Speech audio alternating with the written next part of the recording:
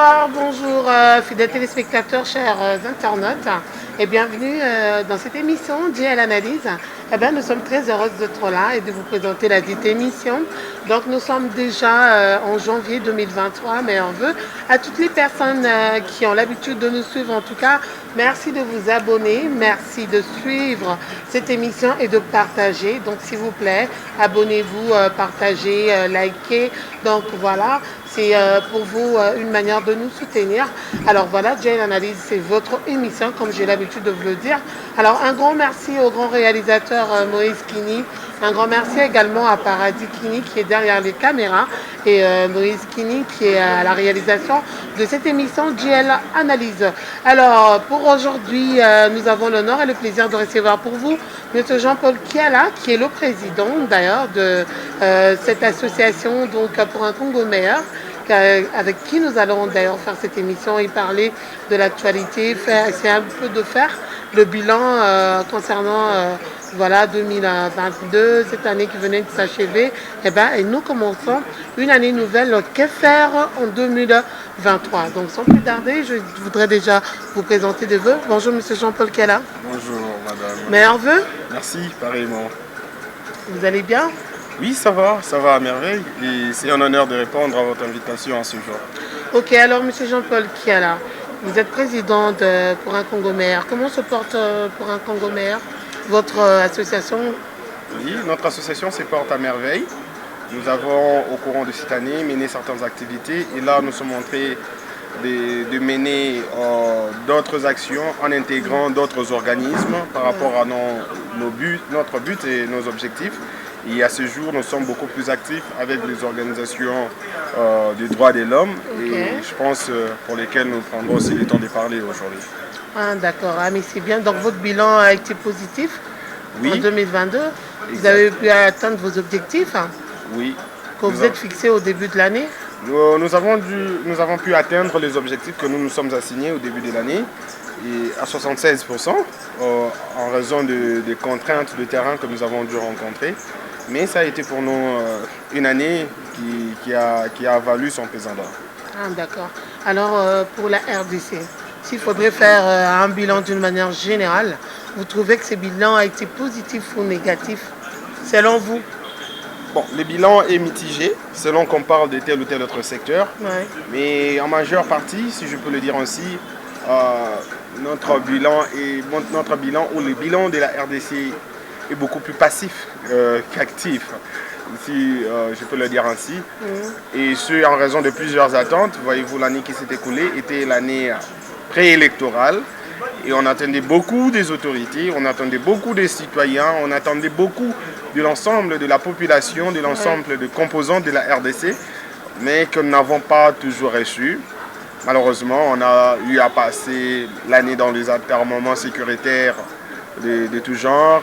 Et voilà, l'année s'est écoulée dans des conditions vraiment néfastes, à mon humble avis. Mais cette année aussi a eu le bonheur de nous apporter quelques soulagements, notamment avec les rapatriements des reliques de notre héros national, Emery Patrice Lumumba. On peut dire que c'est un point positif vraiment marquant pour cette année qui s'est achevée. Et tant d'autres questions qui ont tenté d'entrer dans les champs des résolutions.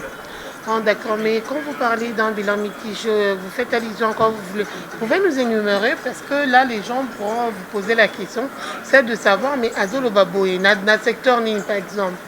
Parce qu'on a domaine, par exemple, il y a enseignement, il y a eu des avancées, malgré qu'il y a toujours de quoi, par exemple, pour le 5, chanter sur un peu la place, sur Idi, chanter sur Nini, il y a quand même une évolution. Oui. Donc, on aimerait quand même que vous puissiez un peu nous détailler. Oui, dans le secteur de l'enseignement, puisque vous l'avez évoqué déjà, on a senti que la gratuité de l'enseignement a été vraiment consolidée, bien qu'elle ait eu quelques titubations. Elle a été consolidée par le gouvernement. Et ça, c'est un coup de chapeau que nous devons faire au gouvernement d'avoir fait cet effort. Parce que voyez-vous, c'était un peu brutal, le projet de la gratuité de l'enseignement. D'aucuns s'attendaient à ce que ce soit mollo, mais là, un jour, on se réveillait, on a dit non à tous les niveaux de l'école primaire, la gratuité s'impose et conformément à l'article 44 de la Constitution, ce n'était pas tâche facile. Ouais, Mais on a vu que ça a été pérennisé et consolidé, ça c'est une très bonne chose. Mais seulement dans ce même secteur, on se rend compte aussi que les enseignements de l'université ont eu beaucoup de problèmes pour faire fonctionner les établissements normalement. Ils ont connu des grèves, notamment des universités publiques, dont je parle ici. Ils ont connu des grèves allant parfois jusqu'au-delà des 5 à 6 mois. Ce qui veut dire que si au niveau des études primaires et secondaires, on a essayé de faire des avancées, du côté des études universitaires, on a eu à connaître quelques reculs. Du point de vue de l'économie, la subvention de l'État, notamment dans les secteurs des hydrocarbures, à un moment aussi crucial de la pénurie de l'essence et des gasoil dû à la guerre russo-ukrainienne, a été quelque chose à louer parce que l'État a dû supporter le manque à gagner des opérateurs économiques qui a fait que les prix des hydrocarbures n'ont pas galopé comme dans d'autres pays. Cependant, dans le même secteur, on doit aussi constater que l'inflation monétaire et les conditions de vie socio-économiques des populations se sont dégradées, madame. Vous vous rendez compte, par exemple, pour prendre un exemple très banal, que les papiers mouchoirs qu'on achetait jadis à 250 francs, au cours de cette année qui s'est achevée, a atteint le cap des 500 francs. Ouais. Et ce qui montre suffisamment que économiquement, les pays ont dégringolé. Du point de vue sécuritaire, cette année qui s'est achevée a connu beaucoup d'avancées, beaucoup de coups de pouce de l'ensemble de la société. D'ailleurs, chaque composante a manifesté pour déplorer ce qui s'est passé à l'Est, ce qui a abouti avec la levée d'embargo de la RDC à l'importation ou à l'achat d'armes. Donc, ça a été quelque chose de positif, seulement qu'au cours de cette même année, on a vu remonter au créneau les M23 et les autres groupes terroristes qui ont endeuillé plus d'une famille. Pour montrer que cette année qui s'est achevée a eu des points forts, mais aussi des points faibles. Nous ne devons pas regarder les choses seulement sous un angle, mais nous devons plutôt le voir de toutes les manches aussi. Exactement. Alors, bon, qu'est-ce qu'on peut faire pour 2023? Donc, c'est la plus grande question qu'on se pose parce qu'aujourd'hui, nous sommes le 11 janvier, si je ne me trompe, le mercredi 11 janvier.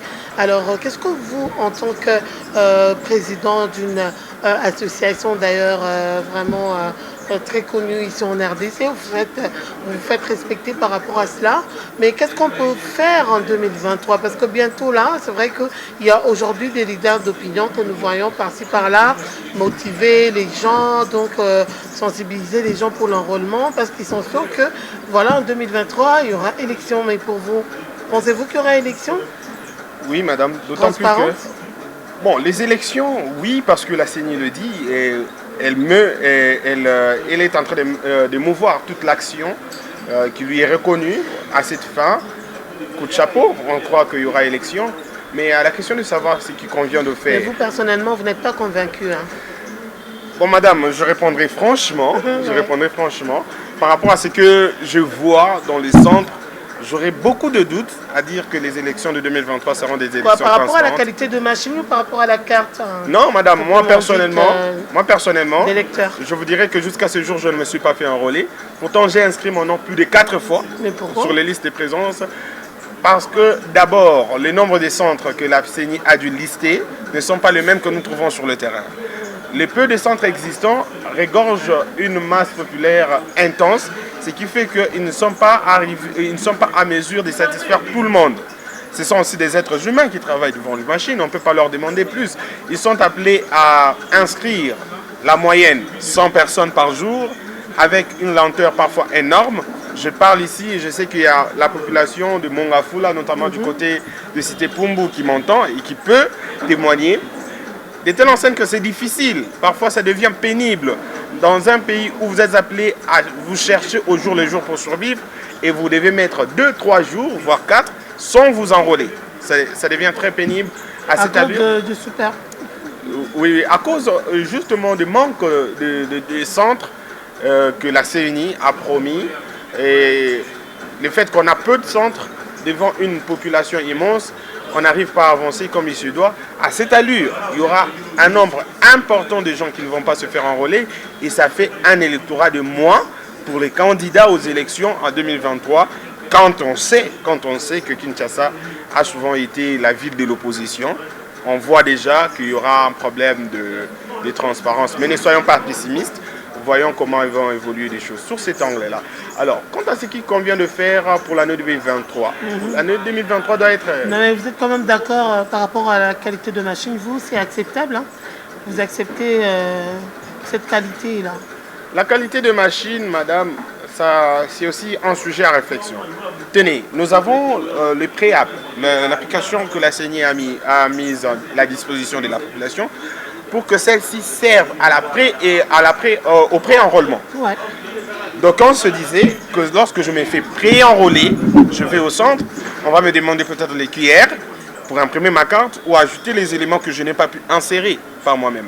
Mais souvenez-vous, madame, que ces pré-enrôlements ne servent à rien du tout. Quand vous arrivez au centre, que vous soyez pré-enrôlé ou pas, vous êtes traité de la même manière que les autres. Vous êtes traité de la même manière que les autres. Et surtout quand vous avez une perte de carte d'identité, parfois ça devient une très longue procédure. La qualité de la machine, ce n'est pas encore le moment, à mon humble avis, d'en douter. Il faut plutôt remettre en cause la qualité de certains agents. Parce qu'avec les mêmes machines, dans d'autres centres, on produit des meilleures cartes, alors qu'avec les mêmes machines, dans d'autres centres encore, la qualité des cartes est à remettre en cause. Donc c'est plutôt la qualité des agents qui ont été recrutés à la va-vite, qui n'ont pas suivi une formation peut-être assidue et qui n'ont pas été testés avant d'être envoyés sur le terrain. Exactement. Alors que faire en 2023 Voilà. Jean-Paul Kiala? Oui, c'est une question cruciale. Que faire en 2023? Parce qu'on doit se poser des questions en tant qu'être humain, en tant que Congolais, nous voulons quand même que les choses changent. Exact. On ne va pas continuer comme ça, dans cette allure. Exact, madame. 2023, deux choses impérativement. Responsabilité et détermination. Responsabilité et détermination, je m'explique, madame. Nous sommes en train d'aller en 2023, qui est une année électorale et qui est une année qui a beaucoup d'enjeux. Et nous devons, nous, population, déjà être éveillés à chaque procédure, à chaque moment de ce qui se passe. Et de nos jours, il y a quelque chose, il y a un organe qui est en train de connaître de grands embrouilles et qui est pourtant une pièce maîtresse dans la consolidation des valeurs démocratiques. Je parle de la Commission nationale des droits de l'homme. Madame, dans cette Commission nationale des droits de l'homme, vous allez vous rendre compte qu'il y a eu des élections pour remplacer l'équipe en place. Et au cours de cette élection, il y a Madame Nacha Mukendi, Nathalie, qui a été élue avec 55 voix sur 59 votants de la part de la composante féminine. Il y a Monsieur Baye qui a été élu avec 27 voix sur 59 votants pour le compte de la composante masculine. À notre grande surprise, à la grande surprise des organisations des droits de l'homme, on voit apparaître, on voit entériner par l'Assemblée nationale quelqu'un qui a reçu 0 voix sur 59 à la personne de M. Paul Soupou. On se demande, madame, d'où vient ce prisme déformant les normes de la démocratie. On se demande où sont passés plutôt ces acteurs, ces protagonistes de la théâtralisation de la gestion démocratique qui brutalement migrent vers les acteurs de la mise en scène d'une pièce aussi nébuleuse. Et donc, déjà au cours de cette année 2023, pour ce qui concerne la société civile, dans sa part des responsabilités, elle doit veiller à ce que ces genres d'histoires ne puissent pas évoluer. Juste où dans ce pays, on doit avoir des élections, des parodies. À chaque composante, avec une société fortement politisée, madame, on doit se le dire. Aujourd'hui même dans des entreprises publiques, pour travailler, vous devez appartenir à telle composante politique. Dans telle partie de la vie, pour y accéder, vous devez appartenir, vous devez avoir la recommandation de telle plateforme politique. Et là, nous sommes dans l'institution d'appui à la démocratie. Une institution qui est censé mener une action de manière neutre et impartiale. Et lorsque cette institution connaît une inféodation politique, c'est déjà dangereux. Comment peut-on prétendre diriger une institution qui a pour mission la protection et la promotion des droits humains en y excédant par de voies illégitimes et illégales? En prenant d'ailleurs cette corruption qui ne cesse que de prendre de l'ampleur. Exactement. Donc la société civile a la responsabilité, la détermination pour cette année 2023 de mettre terme à de tels fléaux. Ça c'est le premier point en ce qui concerne la société civile. En ce qui concerne le jeune ou bien chaque composant de la société. Écoutez madame, depuis 1960 à ce jour, nous avons plus de 62 ans d'existence comme État indépendant reconnu du point de vue international. Mais quand nous faisons un bilan, quand nous faisons un examen, nous nous rendons compte que nous avons fait des avancées en reculant. Les années qui passent, en 1970, quel était le niveau de vie dans Zaïrois et aujourd'hui, en 2022, quel est le niveau de vie dans Congolais? Mais pourquoi ce niveau de vie stagne ou dégringole aussi? C'est parce que nous ne savons pas donner notre participation comme il se doit. Exactement. Parce qu'il faudrait quand même signaler que les parts de responsabilité sont partagées. Exactement. C'est vrai que le gouvernement a une très grande part de responsabilité, mais nous aussi, en tant que peuple congolais, nous avons également notre part de responsabilité. Oui, madame, oui. Nous avons élu les gens en 2018 qui nous ont promis les paradis, qui nous ont fait vivre l'enfer et qui vont revenir en 2023, nous promettre encore plus que le paradis, alors qu'en réalité nous nous ferons vivre plus que l'enfer. Alors c'est maintenant le moment que chacun de nous doit prendre pour essayer de réfléchir, faire l'évaluation personnelle dans nos communes, dans nos avenues, dans nos rues, dans nos quartiers. Quelle est notre part de responsabilité? Pourquoi nous dormons, nous nous réveillons, nous avons des immondices à gauche et à droite et ça ne nous dit rien.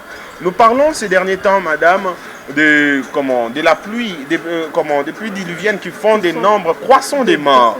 Mais pourquoi ces morts? Parce que nos caniveaux sont bouchés.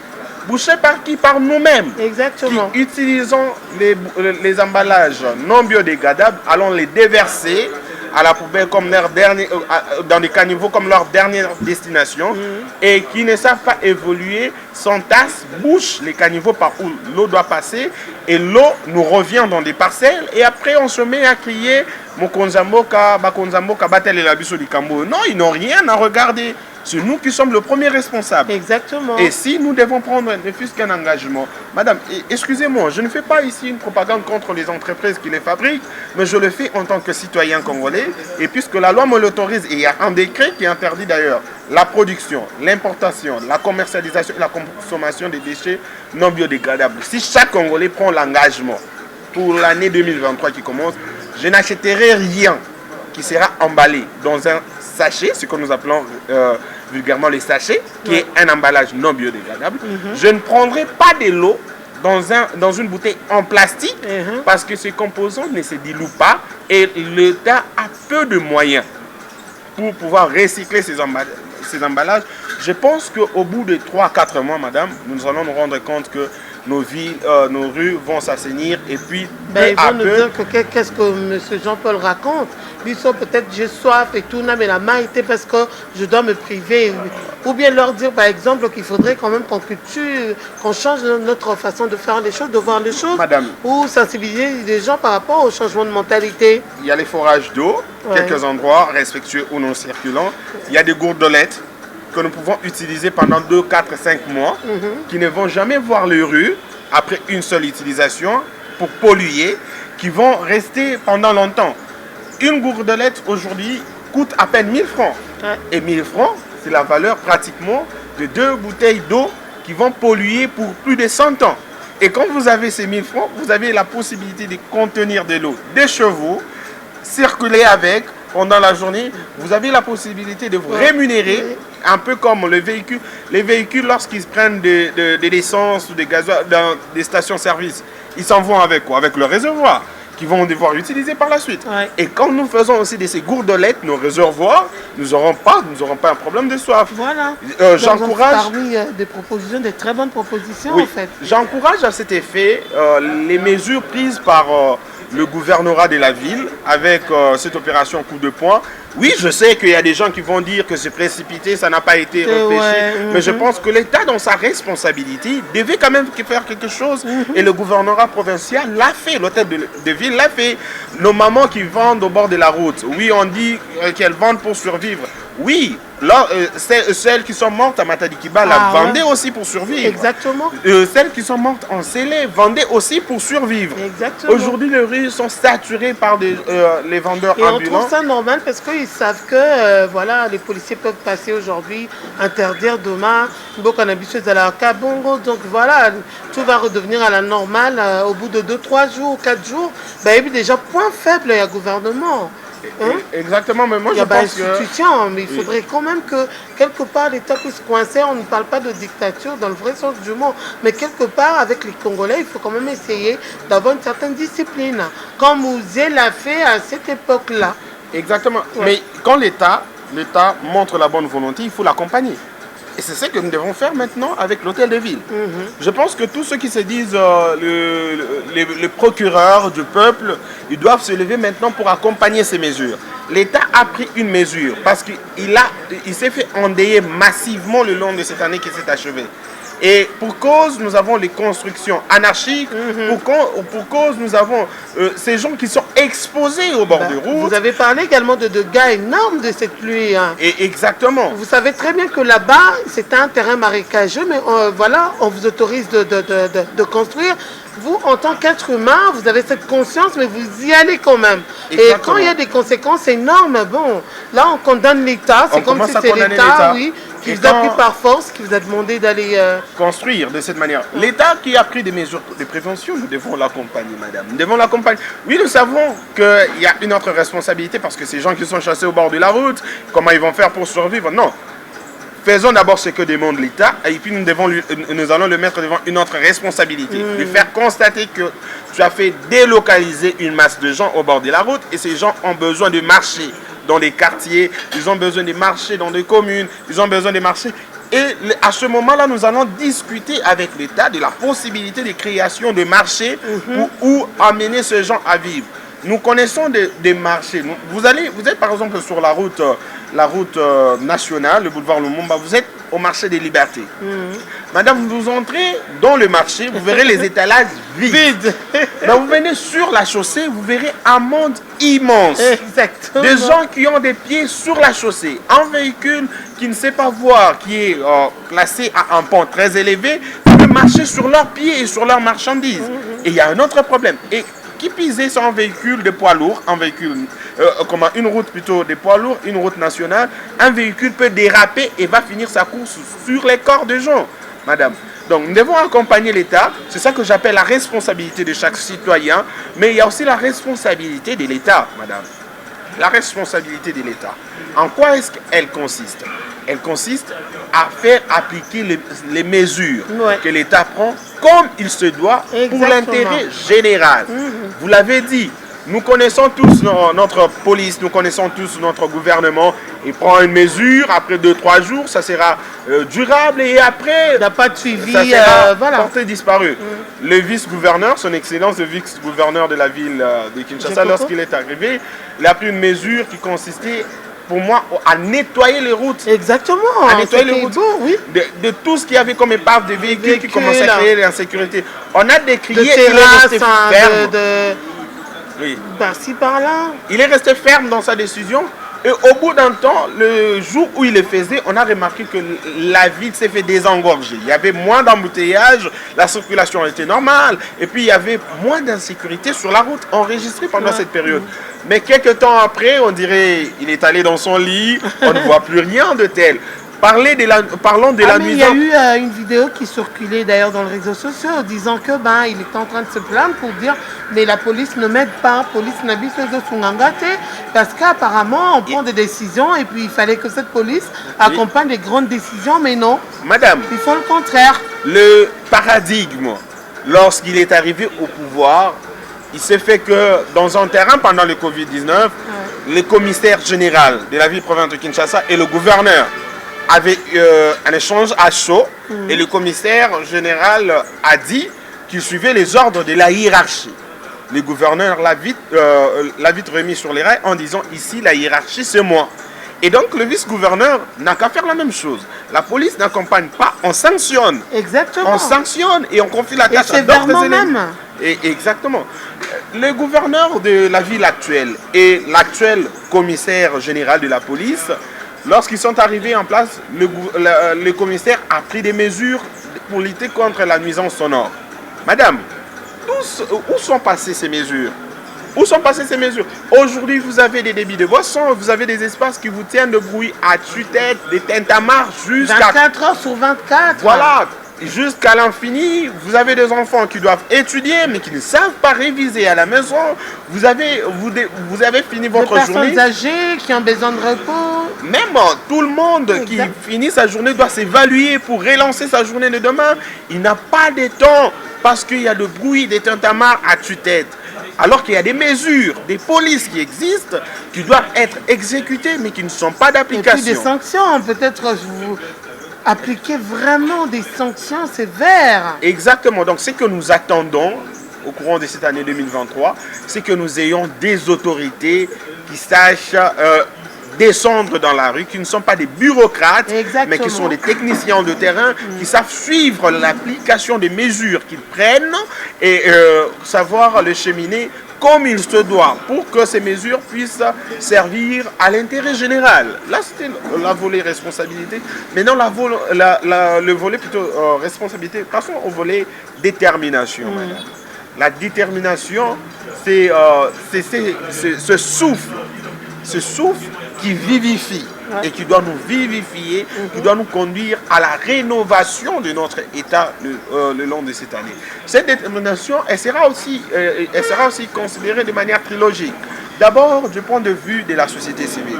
La société civile, excusez-moi de plus parler de cette composante parce que j'en fais partie, la société civile doit éviter l'amateurisme, déjà, et doit éviter la complaisance. Voyez-vous, madame, la société civile, c'est la courroie de transmission d'opinion publique.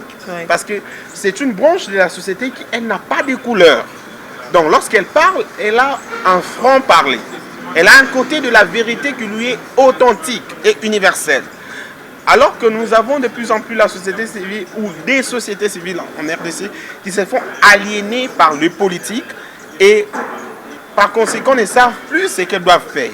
Donc la société civile doit être déterminée à s'autonomiser, à prendre son indépendance et à être réellement pour cette année 2023 qui commence une église au milieu du village. Éviter les injustices du genre ce qui se passe à la Commission nationale des droits de l'homme.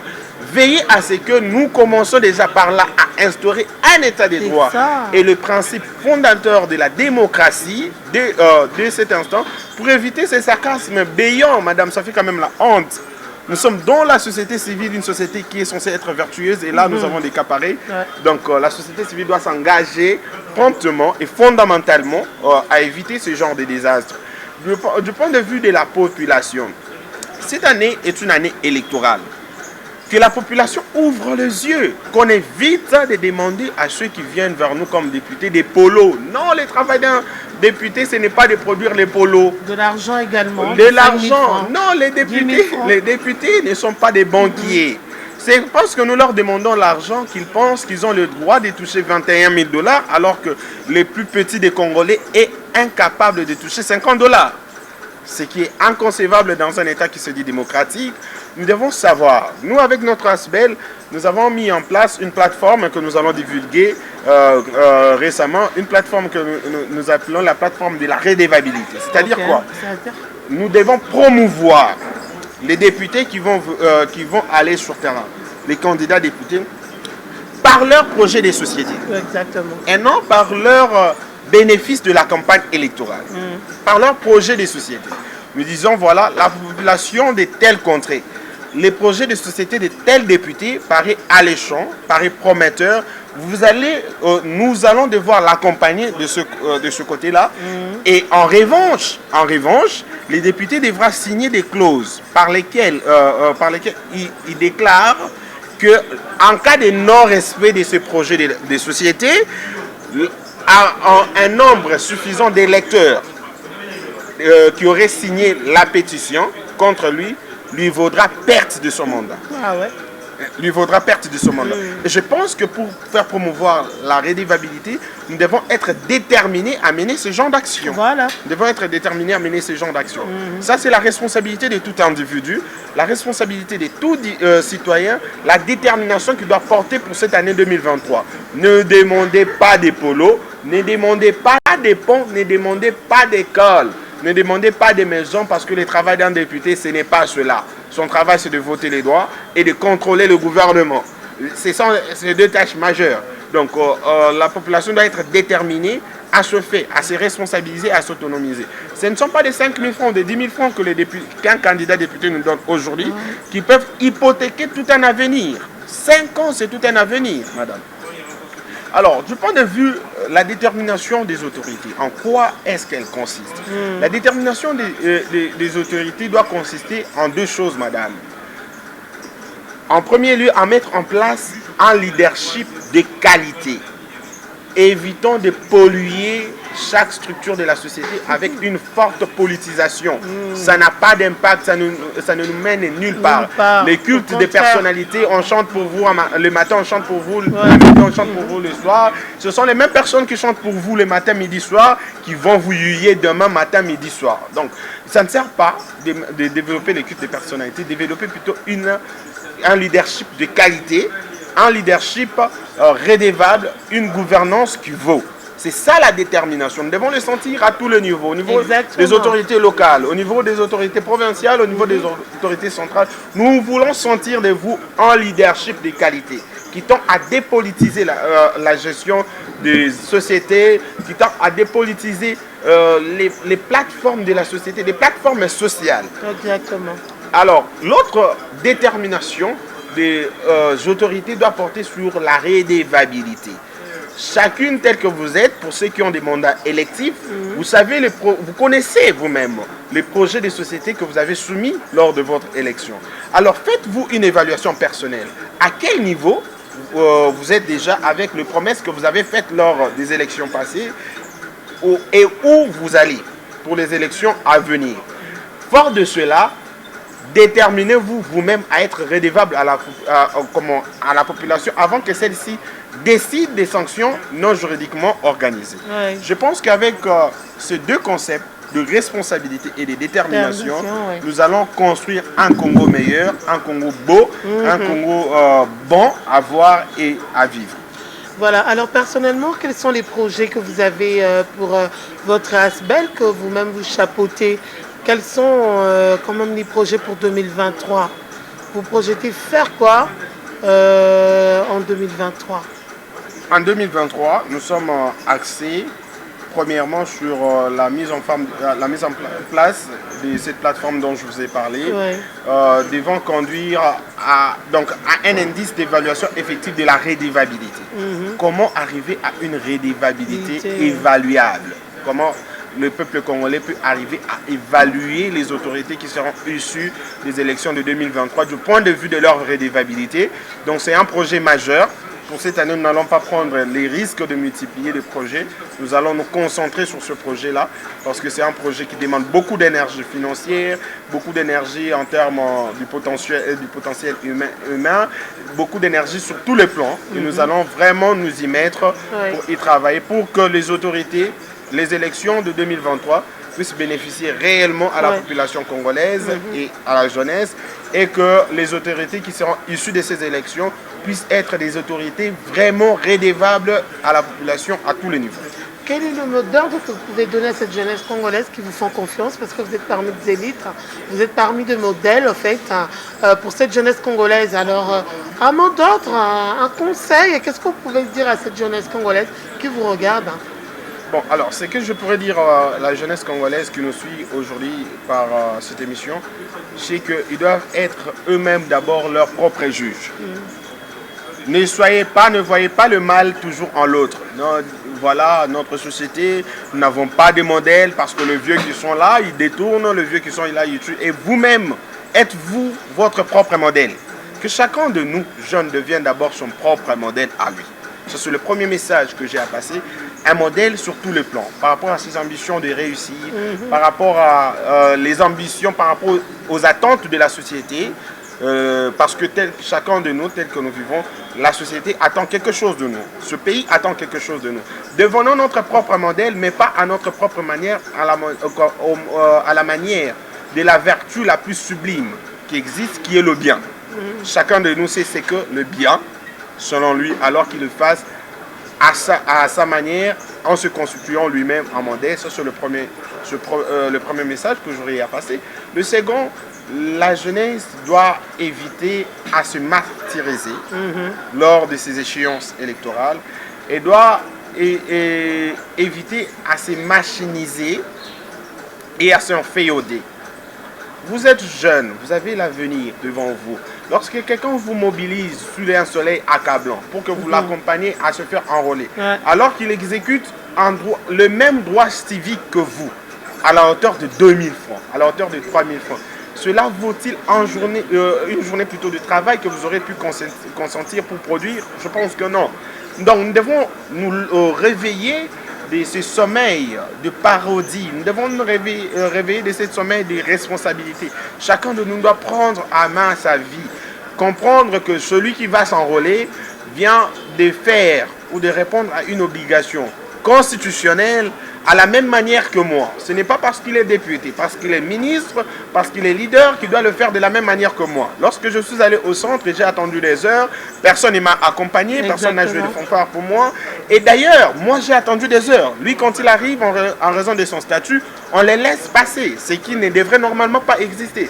Alors que cette prise de conscience puisse nous travailler chacun pour que nous ne soyons pas instrumentalisés par ce vent des élections qui est en train de souffler. Tenez, quand arrivent les élections, c'est la jeunesse qu'on appelle sur la rue, c'est la jeunesse qu'on enterre et ce sont des vieux que l'on nomme, ce sont des vieux que l'on voit diriger. Donc nous devons savoir faire la part des choses. La jeunesse qui s'engage doit le faire avec détermination. La jeunesse qui ne veut pas s'engager doit accompagner la jeunesse qui s'engage avec détermination, mais avec la part des responsabilités portionnées, avec la part des responsabilités fractionnées, si je peux le dire ainsi. Et puis le troisième message que j'aurais à passer à la jeunesse, que la jeunesse s'engage à développer sa communauté des bases, en commençant par la famille. Si vous n'êtes pas capable de contribuer valablement au développement de la famille, ne vous attendez pas à contribuer au développement de l'avenue, ne vous attendez pas à contribuer à celui du quartier, de la ville, de la province et puis à celui du pays. Donc commencez vous-même par être le facteur de développement pour votre famille, à être le facteur de développement. Vous le deviendrez ensuite pour votre avenue, votre quartier, votre municipalité, votre province et votre pays. Donc chacun de nous reste en éveil perpétuel pour que nous puissions réaliser les ambitions nous assignées, nous léguées par Emery Patrice Lumumba et toute sa suite. Voilà, alors un tout dernier mot pour finir. Donc vous serez vraiment un habitué de cette émission Dial Analyse qui passe tous les lundis, le mercredi et les vendredis sur notre chaîne YouTube. Nous sommes également sur CN TV, mais bon, nous sommes en train de nous battre alors du peu qu'on peut pour avoir plusieurs espaces dans d'autres chaînes TNT, que Dieu nous prête vie. En tout cas, nous avons commencé et nous allons continuer avec cet élan. On commence déjà avec nos maigres moyens, mais demain, en tout cas, voilà, on va témoigner. Alors, M. Jean-Paul Kiala, c'est vrai que vous êtes également un habitué de ces Jeunesse Ouverte. D'ailleurs, cette émission que vous suivrez aussi sur notre chaîne YouTube, Jenny Lukusa TV.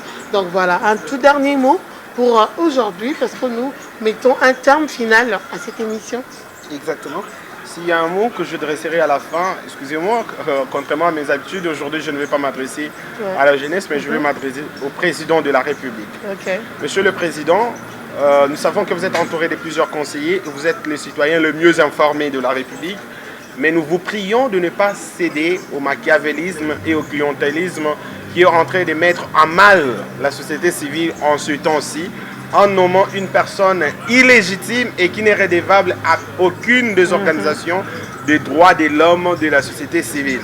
Alors, vous ferez justice et vous direz droit si vous prenez la bonté, vous avez l'amabilité de nommer la personne redevable aux organisations de la société civile des droits de l'homme, à la personne de Mme Nacha Mukendi Nathalie et son successeur, Monsieur Billet. Si vous faites cela, alors vous aurez dit le droit, vous aurez rendu justice, vous aurez permis à la société civile de se rendre utile, non seulement à la société, mais aussi à chaque individu pour lequel elle est appelée à veiller sur les droits et à soutenir dans la protection de ceux-ci. Voilà, merci beaucoup. Donc nous sommes arrivés à la fin de cette émission de GL Analyse. Un grand merci à M. Jean-Paul Kiala, qui est le président de cette association pour un Congo meilleur. Merci d'avoir répondu. Madame. Également, un grand merci au grand réalisateur Moïse Kini, à Paradis Kini. Donc voilà, pour ces belles images, pour la réalisation de cette émission. On se retrouve déjà le vendredi. Eh bien, d'ici là, portez-vous bien et bonne suite de programme. N'oubliez pas de liker, n'oubliez pas de vous abonner, n'oubliez pas de partager en masse cette vidéo. Voilà, au revoir.